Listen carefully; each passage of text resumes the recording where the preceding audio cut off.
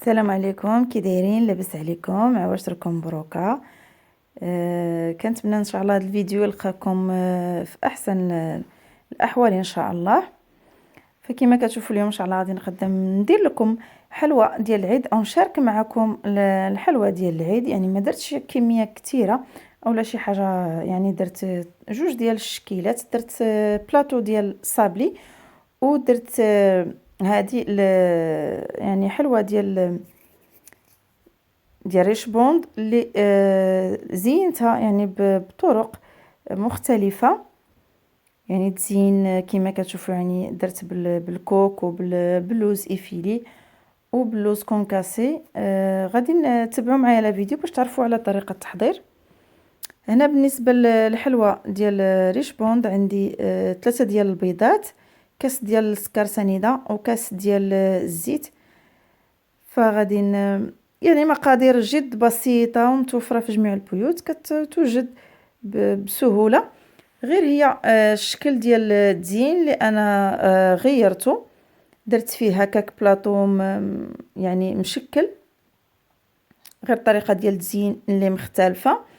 فغادي ندير 3 ديال البيضات، وعندي ساشيه ديال الفاني وخميره د الحلويات ديال 8 غرام. فغادي ندير البيض وسكر سنيده، ساشيه ديال الفاني، قبيصه ديال الملحه، وغادي نطربهم واحد شويه. من بعد غادي نضيف الزيت.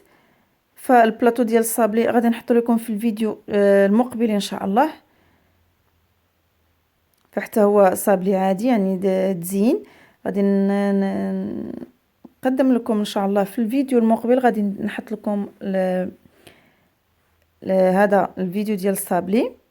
فهنا كما كتشوفوا كنخلط مزيان، وكنضيف الكاس ديال الزيت، وغادي نطرب واحد شويه، وغادي نضيف الدقيق بالتدريج حتى كنجمع العجينه ديالي، كتكون ماشي قاصحه وماشي رطبه بزاف.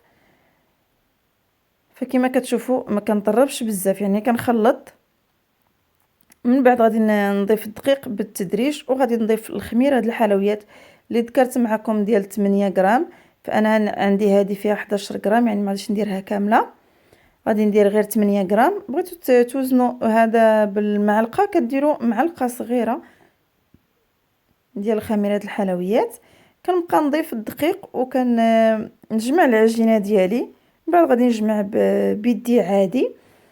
فكما كتشوفوا هنا كنبقى نضيف الدقيق وكنخلط حتى كنحصل على العجينه عاديه ديال الحلوى.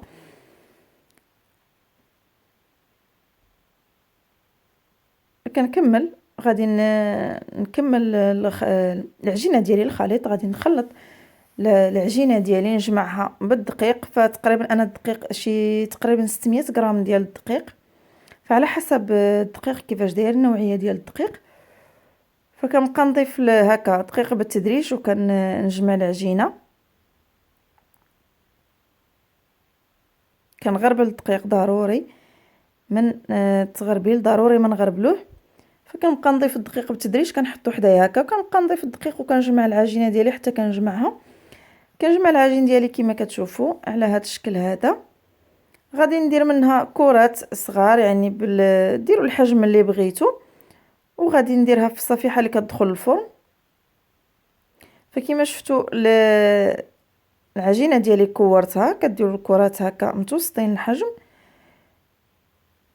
على هذا القياس هذا. المهم كديروا القياس اللي بغيتو، كاين اللي كيبغيهم كبار اولا صغار، وما مازال كيزيدوا يتنفخوا في الفرنان وكيجيو كبار كما شفتوا، يعني راه جاو كبارين. كندخلهم الفرن اللي مسخن على 160 درجه.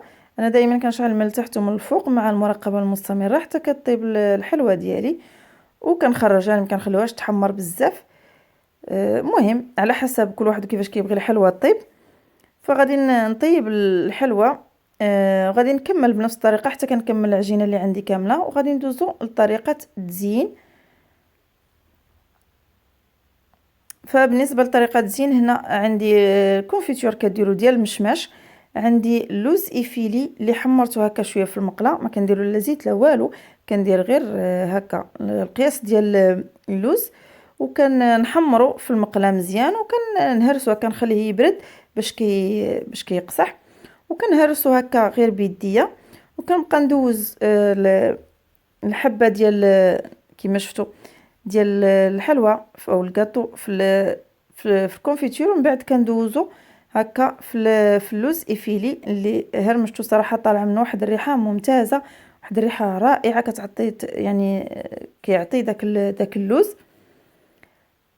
فغادي نكمل كيما شفتوا، يعني كندير كميه من هذا الشكل هذا من ديال اللوز ايفيني. من بعد غادي ندير معكم الشكيلات. فحتى هذا الكوك شديت واحد شويه ديال الكوك ودرته في المقله، حمرته واحد شويه، ومن بعد كنفند فيه الحلوى ديالي.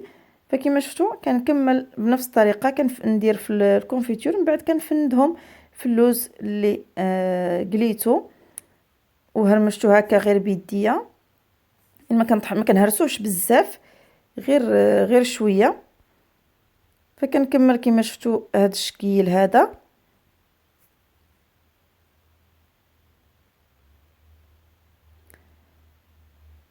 وغادي ندير معكم هذا ديال الكوك عادي.